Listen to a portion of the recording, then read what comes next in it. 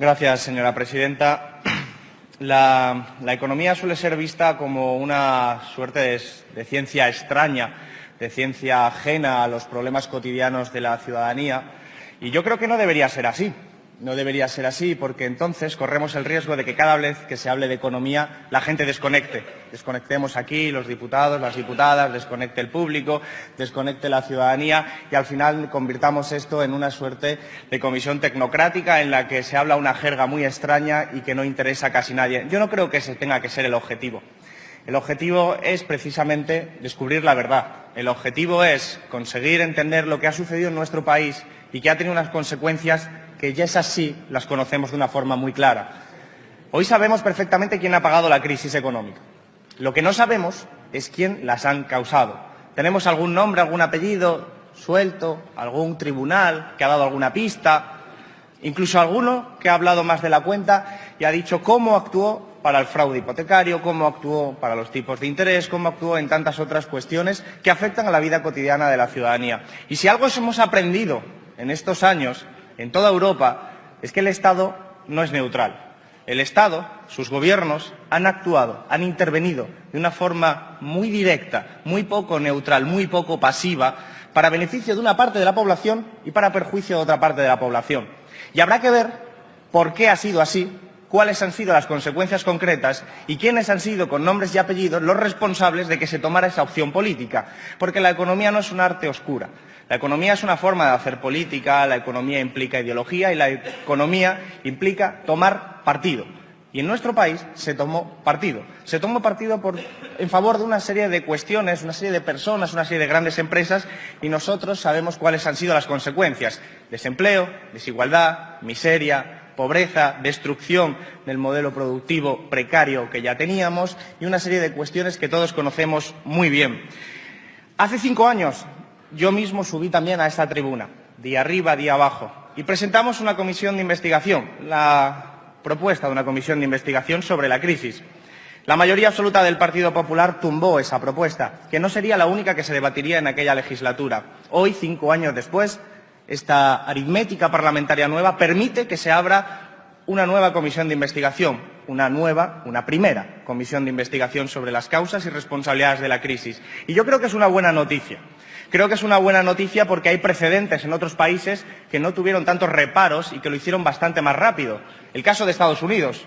El caso de Estados Unidos que permitió iniciar una comisión de investigación donde circularon por el Congreso y el Senado hasta 700 comparecencias en una totalidad de 19 días con un amplio abanico de trabajo de 1 año y medio y permitieron llegar a unas conclusiones muy interesantes. Nuestro grupo es perfectamente consciente de las limitaciones del reglamento de esta Cámara y, por lo tanto, las limitaciones de las comisiones de investigación. Y, sin embargo, siguen siendo un instrumento para averiguar qué ha sucedido en nuestro país. ¿Qué ha sucedido, por ejemplo, con los agujeros patrimoniales? Bajemos a lo concreto. ¿Qué significa eso? Significa que había una serie de entidades del sistema financiero, cajas de ahorros, bancos, con una serie de responsables directivos que ofrecían una serie de préstamos, de créditos, a promotores, constructoras, inmobiliarios, que eran absolutamente arriesgados, que estaban fuera de todos los estándares posiblemente conocidos y que, sin embargo, en el tiempo se comprobó que fracasaron y que generaron un enorme agujero patrimonial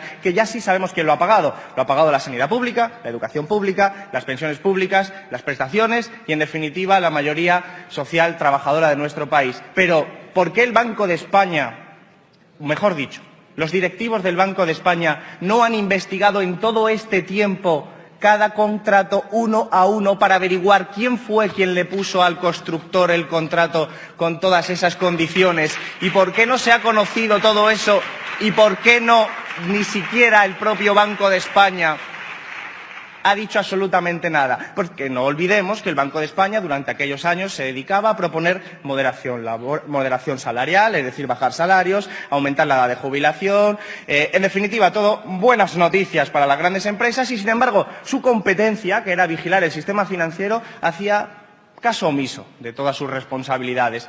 Los inspectores del Banco de España en el año 2006, antes del estallido de la crisis, mandaron una carta diciendo a los directivos del Banco de España ojo, cuidado, aquí hay un problema que puede estallar. ¿Qué hicieron los directivos del Banco de España? Absolutamente nada, ignorarlo. Pero es que esos directivos del Banco de España tienen nombres y apellidos y tendremos que saberlo aquí, no para hacer una tesis académica, no se trata de eso. Ya hay muchas tesis académicas sobre esa cuestión. Se trata de que esta es la sede de la soberanía popular y que tenemos que saber quiénes son los responsables que nos haya costado que hoy tengamos deficiencias en nuestro sistema público de pensiones, de sanidad, de educación, porque tienen una correlación absolutamente inmediata. No se trata tampoco, como algunos grupos quieren hacer creer, que sea un problema de lo público. Sabemos, por el estudio de la crisis financiera internacional, que hay muchas entidades privadas a lo largo de todo el mundo que han tenido los mismos problemas que las cajas de ahorro en nuestro país. Y sabemos también que hay muchas cajas de ahorros en nuestro país que no han tenido ningún problema, como la Caixa o las cajas vascas. ¿Qué significa eso? Que no se puede limitar esto a un problema de propiedad o de su naturaleza. Se trata de gestores con nombres y apellido, gestores con vínculos con partidos políticos, con vínculos con grandes constructoras, con vínculos, en definitiva, con lo que es la oligarquía de este país. Y eso es lo que nos ha saqueado. Y, sin embargo, más allá de determinadas sentencias judiciales que, por un lado o por otro, han ido aclarando alguna cuestión singular, particular, nuestro país no sabe absolutamente nada de los responsables de la crisis. No sabe absolutamente nada de quiénes son realmente. Y yo creo que eso es un problema. Es un problema porque significa mandar un mensaje muy perverso a los que intentan saquear nuestro país, y es: puedes trabajar con impunidad, puedes robarnos con impunidad, puedes saquearnos con impunidad, porque total, la ciudadanía va a mirar hacia otro lado. Pero claro, no es la ciudadanía, son sus representantes públicos que hasta este momento, hasta el día de hoy, no han querido abrir una comisión de investigación para poner esos nombres y apellidos. Y yo creo que eso es un problema no solo económico, sino también democrático. Cuando el Parlamento no investiga las causas de la crisis, creo que se está favoreciendo de una forma muy clara, en definitiva, a cualquier tipo de mangante. Estudiemos todos, no tenemos problemas. El Partido Socialista quería investigar al Partido Popular, el Partido Popular quería investigar al Partido Socialista. Una ventaja, no lo veo un inconveniente. Investiguemos todo, todos los años de Aznar, todos los años relacionados con la burbuja inmobiliaria, todos los años que tienen que ver con la época de Zapatero, todos los años que tienen que ver con los rescates bancarios. Vamos a hacer un buen plan de trabajo. Vamos a hacer un buen trabajo no para lanzarnos de los unos a los otros, sino para conocer la verdad, que es una cuestión bastante más diferente. Hay responsabilidades políticas. Hay responsabilidades políticas entre quienes negaron la burbuja, entre quienes negaron la crisis, entre quienes no hicieron su tarea, entre quienes aprobaron leyes para favorecer el rescate financiero, entre quienes favorecieron que se vendieran bancos que eran negocios a €1. En definitiva, hay mucho que investigar y nosotros, desde luego, no nos vamos a limitar a una o dos cuestiones. Sabemos que es ambicioso, somos conscientes, decía antes, de las limitaciones del reglamento del Parlamento, pero nosotros creemos que han pasado cosas muy graves en nuestro país, desde las instituciones internacionales hasta las nacionales. Puedo poner el ejemplo del Banco Central Europeo. Es muy fácil de entender. Durante una época en nuestro país, el Banco Central Europeo prestaba a los bancos internacionales, ya rescatados en el nivel internacional, al 1%.